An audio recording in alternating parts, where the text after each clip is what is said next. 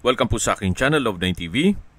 Nandito tayo ngayon sa isang guarded community dito sa General Trias, Cavite. Napakalapit lang po nito sa Maple Grove at Robinsons General Trias. Malapit din po ito sa Divine Grace Medical Center Hospital.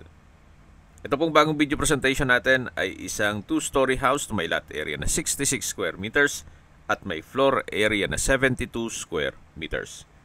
Ito po ititulado, buhay po ang may-ari, kaya wala po kayong maging problema sa documentation o sa transfer ng title.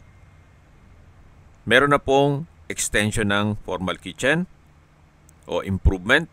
May kitchen countertop, double stainless sink with faucet, modular kitchen cabinet, at dito naman po yung access door papunta naman sa covered lanai.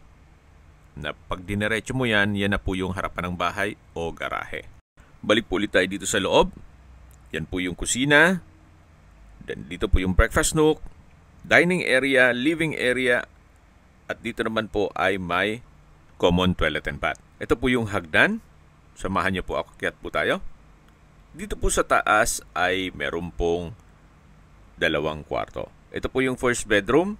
Then dito po sa harapan ay may hand wash basin at banyo. Malaki naman po ang espasyo nito. At dito naman po sa kabila yung pangalawang kwarto. May wardrobe at drawer and dresser. Yan po yung mga kwarto dito sa second floor.